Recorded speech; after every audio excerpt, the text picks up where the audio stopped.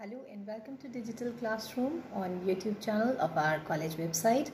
I'm Mrs. Paul and today's lecture is for the students of class 12. Children, we are doing a lesson in prose, The Secret, and today we will do paragraph 4.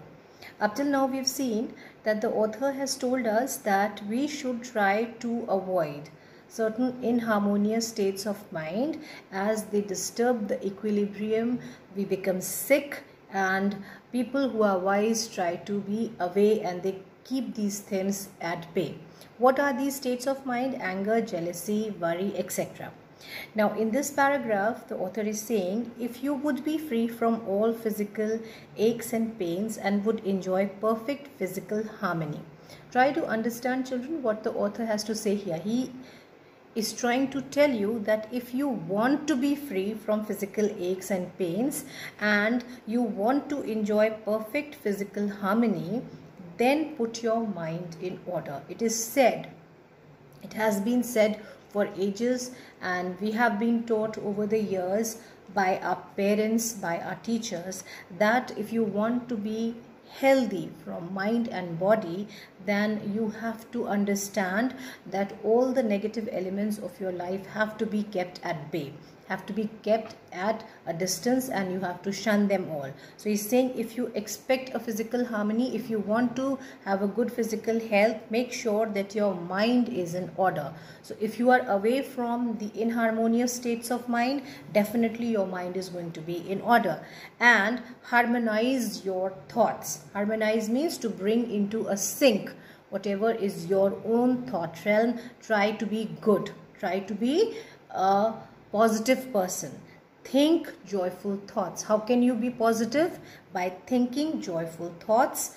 Think loving thoughts. Let the elixir of goodwill course through your veins. Course here means flow through your veins. What is the meaning of the word elixir? Elixir is a substance which is believed to cure all ills. That is a medicine which is supposed to be heavenly medicine which cures a person from all ailments. So the author is saying, if you try to create a positive aura around yourself, you try to be you think joyful thoughts, you think loving thoughts, then the elixir of goodwill will flow through your veins and you will need no other medicine. That is, automatically your body will try to come in the synchronization of your brain. Your mind and body will start becoming healthy. You are thinking and creating positive thought sphere for yourself, and thus your sicknesses will try to leave you.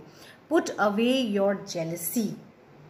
Put away your jealousies, your suspicions, whatever hatred you have, whatever acrimonies you have for other people, whatever doubts you have. You suspect other people, you don't trust them, your worries, your hatreds, and your selfish indulgences.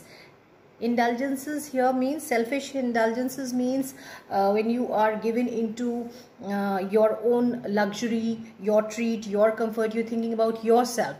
So if you get yourself free from that, if you try to do something good for the other people also, you will put away your dyspepsia. Dyspepsia here means all the problems related to indigestion. When we complain, when especially children complain, they are not able to digest their food well, they don't feel hungry, they don't feel like eating properly.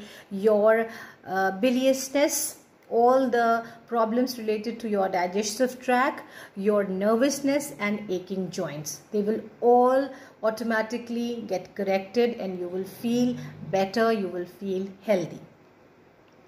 If you will persist in clinging to these, if you persist, if you keep on continuing to keeping yourself attached to these habits, these debilitating and demoralizing habits of mind.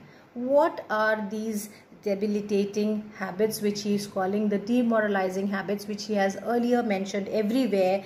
The state of anger, the state of worry, the state of jealousy, the state of greed, or being suspicious about others, worrying too much, hating people, and talking only about yourself, being selfish. If you just keep away all these things, these demoralizing and debilitating habits of your mind, then Do not complain when your body is laid low with sickness. If you continue to keep yourself connected to these habits which are demoralizing not only for others but also for yourself, which are not only harmful for others, because when you are thinking, when you are hating somebody else, it is said that anger, it is said for anger, it is there is a saying, children, that anger is a kind of a weapon which shoots at others but it harms the person who carries it.